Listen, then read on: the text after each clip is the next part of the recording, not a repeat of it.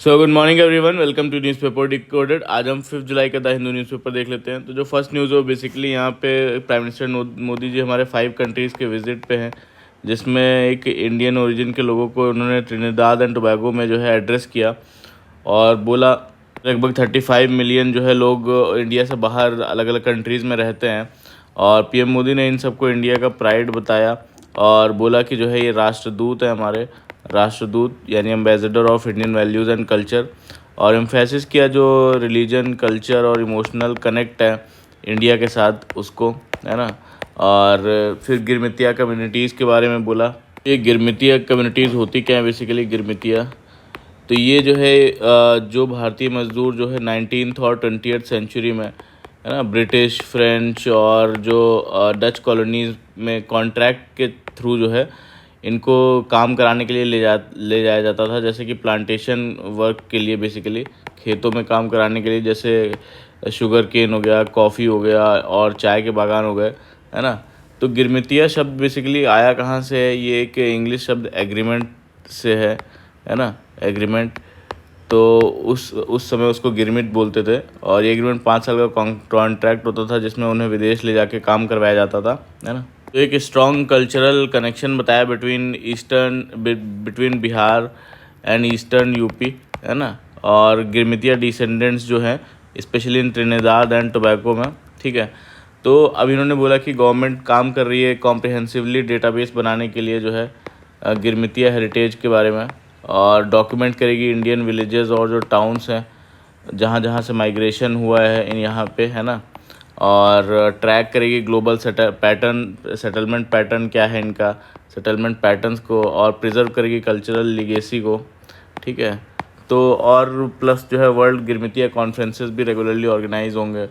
और पीएम मोदी ने ये भी बोला कि जो है overseas citizens of India cards जो है वो भी अब मिलेगा, जो 6th जनरेशन की जो है 6th जनरेशन जो है गिरमितियास की, उनको जो भी इंडियन ओरिजिन सिटीजन्स हैं ट्रिनिदाद एंड टोबैगो में, है ना।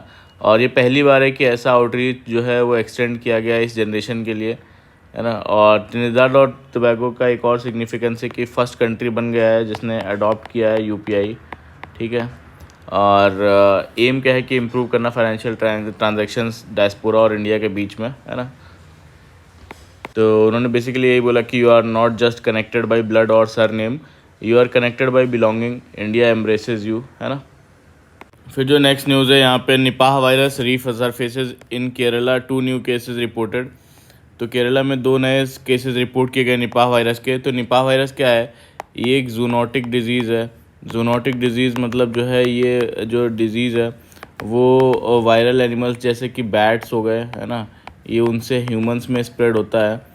और ये कभी कभी डेंजरस इसलिए भी होता है क्योंकि कभी कभी फैटल हो जाता है ना। और जब ये पहला केस इसका 1998 में मलेशिया में जो है, मलेशिया का एक गांव है वहाँ पे देखा गया था, है ना। इसी वजह से इस जो गांव का नाम निपाह था तो इसका निपाह वायरस नाम रखा गया।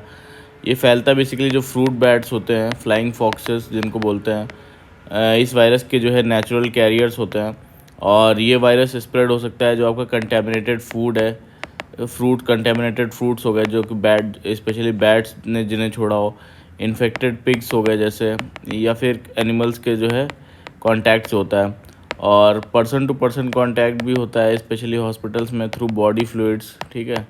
तो पर्सन टू पर्सन कांटेक्ट भी होता है बॉडी फ्लूइड के थ्रू, है ना। और सिम्टम्स वही हैं सारे, जो है बुखार आता है, मसल पेन होता है, वॉमिटिंग होती है, ब्रीदिंग में प्रॉब्लम होती है, ठीक है। और किसी किसी सीवियर केसेस में कोमा भी होता है। तो डेंजरस इसलिए क्योंकि कोई भी स्पेसिफिक इसकी वैक्सीन नहीं है अभी तक, है ना, कोई वैक्सीन स्पेसिफिक नहीं है या ट्रीटमेंट अवेलेबल नहीं है ऐसा, है ना। सिर्फ सिम्टम्स को जो है ट्रीट करते हैं। और फर्टेलिटी रेट भी जो है इसका 40 से 75% तक हो सकता है depending on outbreak and care, है ना। फिर जो नेक्स्ट न्यूज़ है यहाँ पे basically, supreme court to examine Tamil Nadu's plea against high court stay on university laws. तो तमिलनाडु गवर्नमेंट ने 9 एक्ट्स जो है वो पास किए जिसमें जो वाइस चांसलर को अपॉइंट करने का पावर होता है, ठीक है, वो गवर्नर के पास होता है। वो गवर्नर्स के पास से पावर हटा के स्टेट गवर्नमेंट ने अपने पास ले ली कि स्टेट गवर्नमेंट अपॉइंट करेगा जो है वाइस चांसलर को। तो 8 अप्रैल को 2024 को जो है सुप्रीम कोर्ट ने इस बिल को जो है डीम्ड असेंट भी मान लिया है ना, डीम्ड असेंट दे दिया, ये पास हो गया। और तमिलनाडु गवर्नमेंट ने इस लॉ को नोटिफाई भी कर दिया। फिर उसके बाद अभी क्या है, मद्रास हाई कोर्ट का 21 मई 2024 को इन जो इम्प्लीमेंटेशन है उस पर स्टे लगा दिया इस पर, है ना। और तमिलनाडु ने आर्ग्यू किया बेसिकली कि जो है ये कि हाई कोर्ट का ये स्टे अनकॉन्स्टिट्यूशनल है, क्योंकि सुप्रीम कोर्ट ऑलरेडी उसको डीम्ड असेंट दे चुका है। और तो बेसिकली क्या है कि अभी सुप्रीम कोर्ट ने जो तमिलनाडु की पिटीशन फाइल की तमिलनाडु गवर्नमेंट ने एक्सेप्ट कर लिया और कहा है कि वो इस मैटर की हियरिंग करेंगे। तो देखते हैं इसमें क्या होता है। फिर जो नेक्स्ट न्यूज़ है, इंडिया में levy retaliatory tariffs on US exports, इसको पेज नंबर 3 पे पूरा फुल देखेंगे। जो नेक्स्ट न्यूज़ है यहाँ पे basically Naga tribes to resume protest against Nagaland's job reservation policy. तो नागा ट्राइब जो है वो बेसिकली प्रोटेस्ट कर रही है नागालैंड की रिजर्वेशन पॉलिसी पे। क्यों कर रही है? एक कम्युनिटी है जो रिप्रेजेंट कर रही है 5 जो है मेजर नागा ट्राइब्स को, है ना, जो कि कौन कौन सी हैं? अंगमी ट्राइब, आओ ट्राइब, ओ लोथा, रेंगमा और सुमी ट्राइब। ठीक है, तो ये प्रोटेस्ट कर रही हैं और ये प्रोटेस्ट क्यों कर रही है बेसिकली? 1977 से बेसिकली 11 बैकवर्ड जो नागा ट्राइब्स हैं उनको मिला हुआ है रिजर्वेशन, इंक्लूडिंग 7 जो ईस्टर्न नागालैंड की हैं।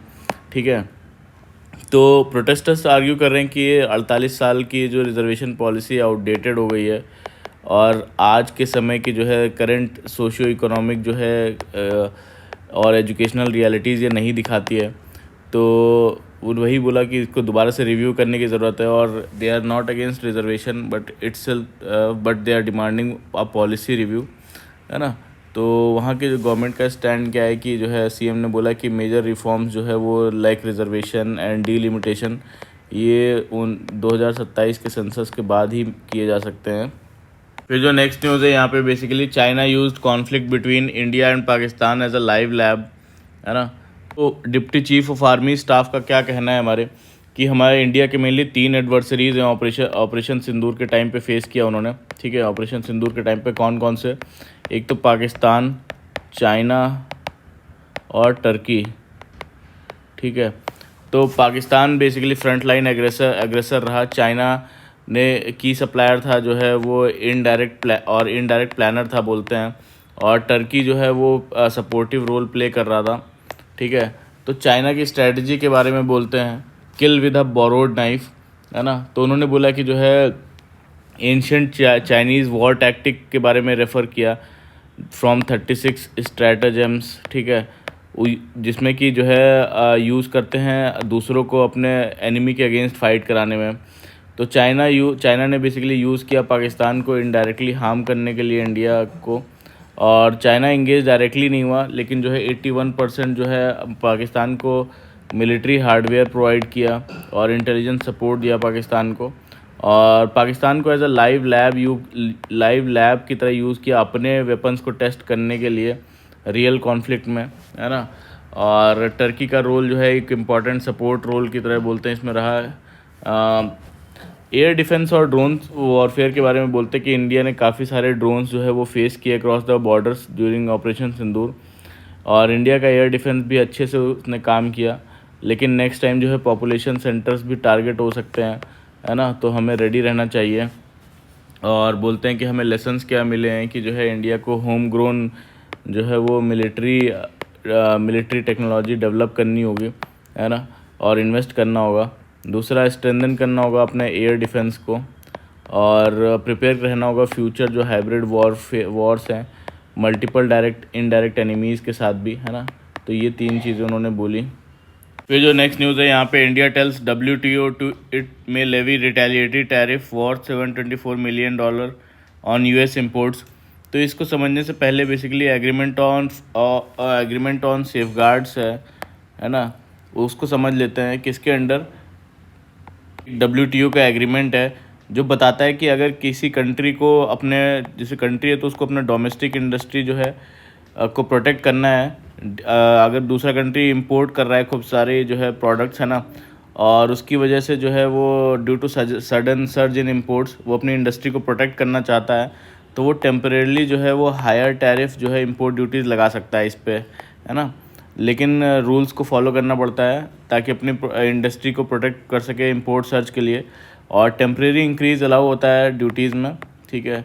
और कंट्रीज़ को प्रूव करना होता है कि इंपोर्ट जो है उसको सीरियस इंजरी जो है लोकल प्रोड्यूसर्स को हो रही है यहाँ पे। और बट अगर ये इंपोर्ट में जो है काफ़ी ज़्यादा अगर मान लीजिए ड्यूटी लगाने वाले हैं तो पहले जो अफेक्टेड कंट्रीज़ हैं उनसे बात करना ज़रूरी होता है। अगर कंसल्टेशन ना हो या अनफेयर हो तो अफेक्टेड कंट्री जैसे इंडिया है वो रिटेलिएटरी एक्शन ले सकता है कि इंक्रीज़ कर सकता है ड्यूटी जो है इंपोर्ट्स पर फ्रॉम अदर कंट्रीज़, है ना।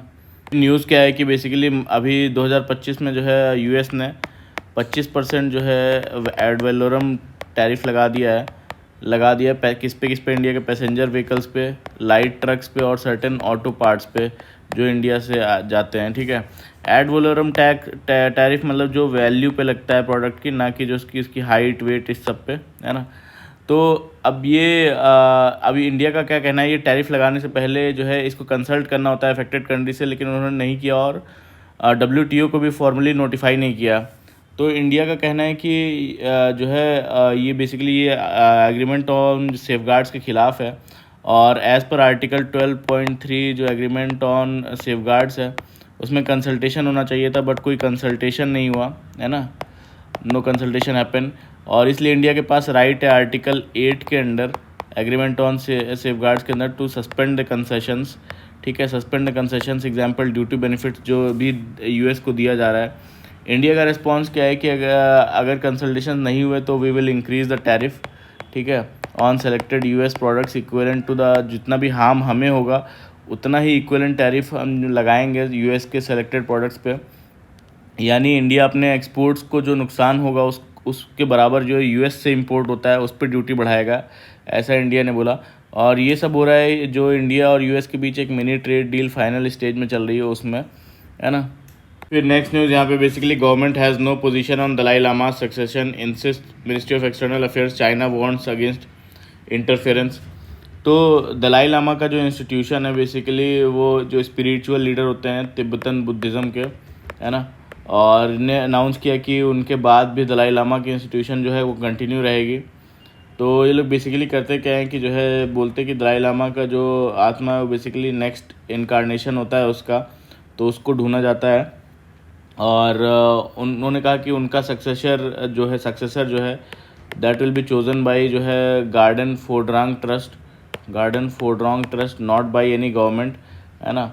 और तो इंडिया का ऑफिशियल व्यू क्या है कि इंडिया के एक्सटर्नल अफेयर्स मिनिस्ट्री ने बोला है कि इंडिया का कोई पोजीशन नहीं है इस चीज़ पे, है ना।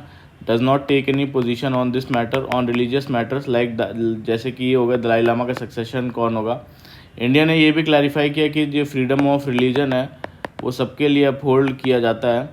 और कल जो है बेसिकली किरण रिजिजू जो मिनिस्टर हैं उन्होंने वो जो खुद एक बुद्धिस्ट है उन्होंने पहले कहा था कि सिर्फ दलाई लामा ही डिसाइड करेंगे कि सक्सेसर कौन होगा, है ना, और no one else will decide. तो उन्होंने बोला कि फिर उन्होंने क्लैरिफाई किया कि मैंने उसको डिवोटी के टाइप में बोला था, not on the behalf of government. और तो बेसिकली चाइना क्या बोलता है, चाइना इंसिस्ट करता है कि दलाई लामा का जो सक्सेसर होगा वो अप्रूव करने का हक जो है वो सिर्फ बीजिंग गवर्नमेंट को है ना। और following the golden earn system, वही गवर्नमेंट ने बोला है कि हमारा कोई स्टैंड नहीं है इस चीज़ पे दलाई लामा का सक्सेसर कौन होगा। फिर जो यहाँ पे नेक्स्ट न्यूज़ है बेसिकली वो पीयूष गोयल जी जो हैं वो बोल रहे हैं India will not ink a trade deal based on deadline. तो वही बोल रहे हैं कि जो है इंडिया जो है वो ट्रेड डील में कोई एंटर नहीं होगा जिसमें डेडलाइंस हो, ठीक है। और we will not accept the deals with US, अगर वो तभी एक्सेप्ट होंगे जब that are complete well negotiated और इंडिया के नेशनल इंटरेस्ट में होंगी, तभी जो है वो किसी डील में एंटर होंगे, है ना। इंडिया अभी स्टिल नेगोशिएट कर रहा है इंटरिम डील जो है वो यूनाइटेड स्टैंड के साथ, जैसा कि हमने यहाँ पे देखा। और कोई फाइनल एग्रीमेंट अभी तक हुआ नहीं है और इंडिया और काम कर रहा है जो फ्री ट्रेड एग्रीमेंट्स हैं वो साइन करने के लिए यूरोपियन यूनियन से, न्यूजीलैंड, ओमान, चिले और पेरू से, है ना। जो नेक्स्ट न्यूज़ है यहाँ पे basically man animal conflict Kerala government to enact legislation. तो केरला गवर्नमेंट जो है प्लान कर रहा है कि नया लेजिस्लेशन लाने के लिए हैंडल करने के लिए जो मैन एनिमल कॉन्फ्लिक्ट है वो बढ़ रहा है, उसको हैंडल करने के लिए। तो एक ड्राफ्ट लॉ जो है वो अंडर रिव्यू है लॉ डिपार्टमेंट में। फिर जो नेक्स्ट न्यूज़ है यहाँ पे basically CGI assures complete transparency in collegium system. तो कॉलेजियम सिस्टम क्या है? बेसिकली कॉलेजियम सिस्टम एक मेथड है जिससे कि जजेस जो हैं वो सुप्रीम कोर्ट और हाई कोर्ट के वो अपॉइंट किए जाते हैं और ट्रांसफ़र किए जाते हैं, ठीक है। तो आइडिया ये है कॉलेजियम के बिहाइंड का कि जो है इंडिपेंडेंस जुडिशरी की वो मेंटेन की जाए, है ना, और विदाउट गवर्नमेंट एग्जीक्यूटिव का इन्फ्लुएंस के बिना। तो ये सिस्टम जो है इवॉल्व हुआ था 3 जजेस केसेस के थ्रू, 3 जजेस केसेस, ठीक है। फर्स्ट जज केस, 3 सेकंड जज केस और थर्ड जज केस में। तो अब ये कॉलेजियम में होता कौन कौन है?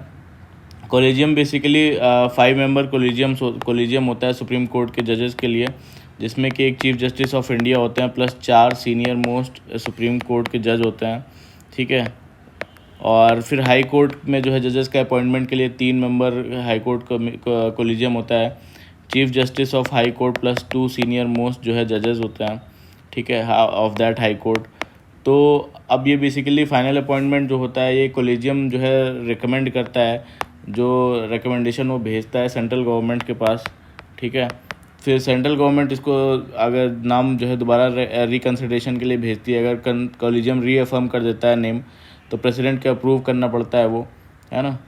वही यहाँ पे हमारे जो चीफ जस्टिस ऑफ इंडिया है BR गवई जी, उन्होंने बेसिकली क्या बोला है कि कॉलेजियम सिस्टम जो है वो अपहोल्ड करता है, वो अपहोल्ड करेगा मेरिट, ट्रांसपेरेंसी और इंक्लूसिव रिप्रेजेंटेशन, ठीक है। और जजेस का जो अपॉइंटमेंट है वो फ्री रहेगा फ्रॉम एनी एक्सटर्नल प्रेशर। तो उन्होंने ये प्रॉमिस किया कि जो है कंप्लीट ट्रांसपेरेंसी रहेगी अपॉइंटमेंट्स में, और फोकस किया जाएगा मेरिट पे, और रिप्रेजेंटेशन रहेगा सारी सोसाइटी के सेक्शन से, है ना। और तो बेसिकली उन्होंने ये बोला कि जो है जितने भी नाम्स हैं that will B Fairlie considered and followed up.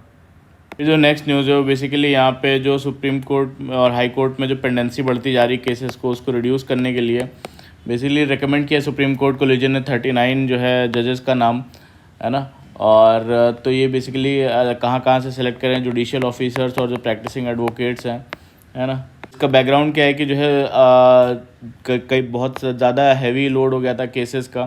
तो जनवरी 2025 में बेसिकली सुप्रीम कोर्ट ने अलाउ कर दिया था कि एड हॉक अपॉइंटमेंट्स जो है वो रिटायर्ड जजेस का किया जाए under article 224A of the constitution. Article 224A क्या बोलता है कि जो है अलाउ करता है जो रिटायर्ड जजेस हैं, रिटायर्ड हाई कोर्ट जजेस, उनको बेसिकली अपॉइंट किया जाए टेम्परेली, ताकि बैकलॉग केसेस को वो हैंडल कर सकें।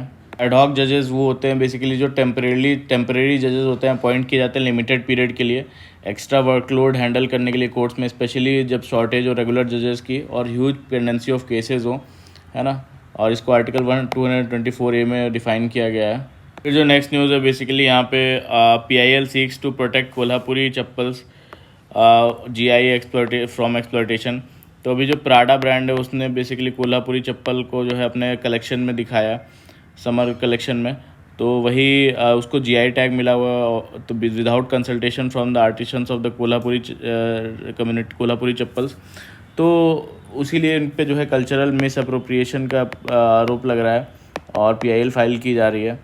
तो अब बेसिकली GI टैग होता क्या है? GI टैग बेसिकली एक जोग्राफिकल इंडिकेशन टैग होता है ना। ये एक लीगल साइन होता है जो बताता है कि कोई भी प्रोडक्ट है वो किसी स्पेसिफिक जगह से ओरिजिनेट होता है, और उसकी क्वालिटी और जो रेपुटेशन है या यूनिकनेस है उसी जगह से जो है उसी जगह की वजह से है।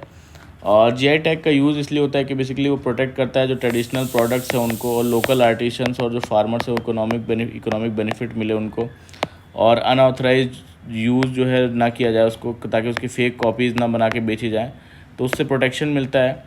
और GI टैग इंडिया में जो है geographical indication of goods and registration protection act से आता है ना। इसका रजिस्ट्रेशन करता है कौन? जोग्राफिकल इंडिकेशन रजिस्ट्री, जो चेन्नई में है रजिस्ट्री। और इंडिया में कई सारे प्रोडक्ट्स को मिला हुआ है और ऑलरेडी जो GI टैग है, जैसे महाराष्ट्र और कर्नाटका के कोल्हापुरी चप्पल हो गया, और वेस्ट बंगाल की दार्जिलिंग टी हो गई, तमिलनाडु के कांचीपुरम साड़ीज़ हो गई, ठीक है, कांचीपुरम साड़ीज़, और केरला का उत्तर प्रदेश की जैसे बनारसी साड़ी हो गई, और असम का मुग्गा सिल्क हो गया। ये सब एग्जांपल्स हैं जो उनको GI टैग मिला हुआ है। बिहार की मधुबनी पेंटिंग्स हो गई, है ना। फिर नेक्स्ट न्यूज़ में बेसिकली यहाँ पे नेशनल टेस्टिंग एजेंसी ने रिज़ल्ट अनाउंस किए कॉमन एंट्रेंस यूनिवर्सिटी टेस्ट के, जिसमें कि बेसिकली जो है एक कैंडिडेट को 100 परसेंटाइल आया, चार सब्जेक्ट्स में, पाँच सब्जेक्ट्स में, 4 सब्जेक्ट में, और 17 कैंडिडेट्स के जो है 100 परसेंटाइल आए 3 सब्जेक्ट्स में, है ना। परसेंटाइल का मतलब क्या होता है? परसेंटाइल एक स्कोरिंग मेथड है जो बताता है कि आपने कितने परसेंट जो स्टूडेंट्स हैं उनसे बेटर परफॉर्म किया है, ठीक है। नॉट योर एक्चुअल मार्क्स नहीं बताता है, बट कितने परसेंट ऑफ स्टूडेंट्स से आपने बेटर परफॉर्म किया है। जैसे 90 परसेंटाइल आया आपका, तो इसका मतलब जो है 90% स्टूडेंट से बेटर परफॉर्म किया है आपने। सिर्फ 10% जो स्टूडेंट्स हैं वो आपसे पीछे हैं, न उन्होंने आपसे बेटर स्कोर किया है ना। फिर जो नेक्स्ट न्यूज़ है यहाँ पे basically India unveils aluminium copper vision document. तो इंडिया का जो basically Indian international mining conference Hyderabad में, उसमें बोला गया कि एल्यूमिनियम जो विज़न है 2047, है ना, उसमें क्या बोला गया कि 6 गुना जो है एल्यूमिनियम प्रोडक्शन को जो है वो बढ़ाना है 2047 तक, है ना। और बॉक्साइट जो प्रोडक्शन है, बॉक्साइट का प्रोडक्शन कैपेसिटी वो 150 मिलियन टन्स जो है पर एनम करना है, ठीक है, मिलियन टन्स पर एनम। फिर उसके बाद में जो है डबल करना है एल्यूमिनियम का जो है रिसाइकलिंग रेट, है ना, रिसाइकलिंग रेट को डबल करना है। अडॉप्ट करना है जो लो कार्बन टेक्नोलॉजी है, लो कार्बन टेक्नोलॉजी। और स्ट्रेंथन करना है जो रॉ मटेरियल सिक्योरिटी है थ्रू पॉलिसी रिफॉर्म्स, ठीक है, उसके थ्रू। और क्यों बेसिकली इंडिया जो है वो सेकंड लार्जेस्ट एल्यूमिनियम का प्रोड्यूसर है, ठीक है, एल्यूमिनियम प्रोड्यूसर है इंडिया, लेकिन सिर्फ इसका जो ग्लोबल शेयर है वो सिर्फ 6% ही है ना। सेकंड लार्जेस्ट एल्यूमिनियम प्रोड्यूसर है और ग्लोबल शेयर कितना है? सिर्फ 6% है। तो की रहेगा ये क्लीन एनर्जी के लिए, इलेक्ट्रिक व्हीकल्स के लिए और ग्रीन इंफ्रास्ट्रक्चर के लिए, है ना। फिर उसके बाद में वहीं पे बोलते हैं कि जो है कॉपर विजन भी बताते हैं। कॉपर का विजन क्या है इंडिया के लिए कि 6 गुना जो है बेसिकली कॉपर डिमांड 2047 तक बढ़ानी है। और जो है स्मेल्टिंग और रिफाइनिंग कैपेसिटी भी जो है उस 5 मिलियन MTPA जो है वो बढ़ानी है। और स्ट्रेटजी है कि बूस्ट करना, कि कॉपर रिसाइकलिंग को बूस्ट करना, स्ट्रेंथन करना सेकेंडरी रिफाइनिंग जो है उसको स्ट्रेंथन करना, रिड्यूस करना जो है इंपोर्ट डिपेंडेंस जो कॉपर का है ना, और सिक्योर करना ओवरसीज़ माइंस को, है ना, ग्लोबल टाइप्स करके। और ये भी बेसिकली क्रूशियल रहेगा क्योंकि जो है क्लीन एनर्जी के लिए इम्पॉर्टेंट है। और जो इलेक्ट्रिक व्हीकल का एनर्जी ट्रांजिशन करने के लिए, सोलर और इलेक्ट्रिक व्हीकल टेक्नोलॉजी के लिए इम्पॉर्टेंट है कॉपर, है ना। और इंफ्रास्ट्रक्चर ग्रोथ के लिए भी इम्पॉर्टेंट है, ऐसा बोलते हैं। और पाइवोटल स्टेप है जो है ना, सेक्टर के फ्यूचर के लिए एल्यूमिनियम और कॉपर के। तो फिर नेक्स्ट न्यूज़ जो है basically AI green finance sets to redefine banking sector ex RBI deputy governor. तो banking sector transformation artificial intelligence और ग्रीन फाइनेंस के थ्रू की ड्राइवर्स होंगे। तो इम्पॉर्टेंस ये होगा कि बूस्ट करेगा डिजिटल इंफ्रास्ट्रक्चर है उसको, और एनहेंस करेगा रूरल में जो है फाइनेंशियल इंक्लूजन को एनहेंस करेगा, और ऑपरेशनल एफिशिएंसी जो है वो बैंकिंग सेक्टर में बढ़ाएगा। और वहीं ग्रीन फाइनेंस और क्लाइमेट चेंज के बारे में क्या बोलते हैं कि जो क्लाइमेट रिस्क है वो इंडिया को पोटेंशियल लॉस कर सकता है 3 से 10% GDP पर ईयर, है ना, बाई कब तक 2100, है ना। और पॉजिटिव इनिशिएटिव्स जो लिए गए हैं वो कौन कौन से? Green hydrogen mission, national solar mission, sovereign green bonds, है ना। तो अब RBI का प्रोएक्टिव रोल क्या है कि जो है ग्रीन लोन्स को प्रमोट कर रहा है, ठीक है, और RBI का रोल, है ना। और फिर उसके बाद में इन्हें इनकरेज कर रहा है जो क्लाइमेट रिस्क डिस्क्लोजर्स हैं, है ना, वो भी बताता रहता है। जैसे ये बताया कि कितना लॉस हो सकता है इंडिया को 2021-2100 तक। और सपोर्ट करता है ग्रीन डिपॉजिट्स जो हैं उसको भी सपोर्ट करता है, ठीक है। यही बोल रहे हैं कि जो है डिजिटल फाइनेंस जो है वो काफ़ी तेज़ी से बढ़ रहा है, लेकिन जो सिस्टमिक चैलेंजेस हैं जैसे कि रेगुलेशन और इंफ्रास्ट्रक्चर, इनको भी फिक्स करने की ज़रूरत है। फिर जो नेक्स्ट न्यूज़ है यहाँ पे basically centralisation cartelisation CCI calls for records from UltraTech Dalmia. तो कंपटीशन कमीशन ऑफ इंडिया के बारे में है। कंपटीशन कमीशन ऑफ इंडिया क्या है? ये एक स्टैट्यूटरी बॉडी है ना, जो एक लॉ के थ्रू बनाई गई है, कंपटीशन एक्ट 2002 के अंडर। और तो पर्पज़ इसका ये है कि हेल्दी कंपटीशन प्रमोट करना है इंडियन मार्केट में, ठीक है, और ताकि जो अनहेल्दी प्रैक्टिसेस हैं वो हार्म ना करे कंपटीशन को, और मार्केट में हमेशा कंपटीशन बना रहे, हेल्दी कंपटीशन। तो अब की फंक्शंस इनके यही होते हैं, जो एंटी कॉम्पिटिटिव प्रैक्टिसेस हैं, एंटी कॉम्पिटिटिव प्रैक्टिसेस को रोकना, ठीक है, और रेगुलेट करना, मर्जर्स और एक्विजिशंस को रेगुलेट करना, प्रोटेक्ट करना कंज्यूमर के इंटरेस्ट, ताकि जो है कोई भी सर्ज कंज्यूमर्स को फेयर प्राइस और चॉइसेस मिले, फेयर ट्रेड प्रमोट करना। तो ये सारी जो है फंक्शंस हैं इसके कंपटीशन कमीशन ऑफ इंडिया के। तो जो इसके चेयरमैन होते हैं वो जो है अपॉइंट किए जाते हैं, किससे, कौन अपॉइंट करता है, गवर्नमेंट ऑफ इंडिया अपॉइंट करती है। हेडक्वार्टर इसका न्यू दिल्ली में है ना। फिर जो नेक्स्ट न्यूज़ है यहाँ पे basically Russia becomes the first nation to recognise Taliban regime. तो रशिया ने ऑफिशियली रिकॉग्नाइज़ कर लिया है तालिबान गवर्नमेंट को अफ़गानिस्तान में जो है, और इस बेसिकली जो आउटलॉड ऑर्गेनाइजेशंस हैं उसकी लिस्ट से रिमूव कर दिया है तालिबान को। और रशिया की फॉरेन मिनिस्ट्री ने बोला कि इससे जो है बायलैटरल जो कोऑपरेशन है वो बढ़ेगा, और it is the first country to formalise recognise the Taliban, जब से वो जो है 21 अगस्त 2021 से पावर में आए हैं। और अफ़गानिस्तान की फॉरेन मिनिस्ट्री ने इसको हिस्टोरिक स्टेप बोला है ना। और चाइना ने भी इस मूव को वेलकम किया, रशिया के मूव को, लेकिन चाइना ने अभी तक ऑफिशियली रिकॉग्नाइज़ नहीं किया तालिबान को, है ना। फिर ये तालिबान है कौन? बेसिकली तालिबान एक इस्लामिक एक्सट्रीमिस्ट ग्रुप है जो 1990s में जो है अफ़गानिस्तान में बना, और ये ग्रुप पाकिस्तान और अफ़गानिस्तान के रिलीजियस स्टूडेंट्स जो तालिब उससे बना है। पहले 1996 से जो है 2001 तक जो है अफ़गानिस्तान पे तालिबान का कब्ज़ा था। उन्होंने स्ट्रिक्ट शरिया लॉ लगाया था, जैसे म्यूज़िक, टीवी, वुमेन की एजुकेशन सब बैन था, ठीक है। और 2001 में जब 9/11 अटैक हुआ, है ना, उसके बाद यूएस ने इन्हें हटा दिया, क्योंकि ओसामा बिन लादेन को जो है ये बेसिकली शेल्टर दे रहे थे। और 2021 में जब वापस से यूएस की आर्मी जो है निकल गई अफ़गानिस्तान से, तब तालिबान ने फिर से जो है अफ़गानिस्तान पर कब्ज़ा कर लिया। तब से वो पावर में है, और रशिया ने उन्हें पहला देश बन गया जिन्होंने ऑफिशियली उन्हें रिकॉग्नाइज़ भी कर लिया है। यहाँ पे Kyiv struck by Russia's largest aerial assault since the start of Ukraine war.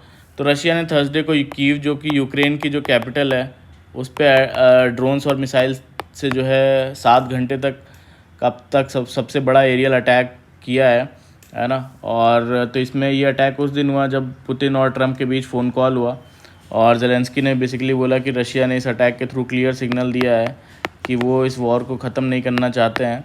और ट्रम्प ने बेसिकली बोला बात से कोई प्रोग्रेस नहीं हुई, और मुझे लगता है कि पुतिन वॉर नहीं रोकना चाहते। और रशिया और यूक्रेन के बीच एक और प्रिजनर स्वैप हुआ, है ना। और तो ये था बेसिकली आज का हमारा पूरा द हिंदू का न्यूज़ डिस्कशन। और प्लीज़ अच्छा लगा हो तो लाइक करिएगा, कमेंट करिएगा और सब्सक्राइब भी कर लीजिएगा हमारे चैनल को। Thank you very much for the discussion.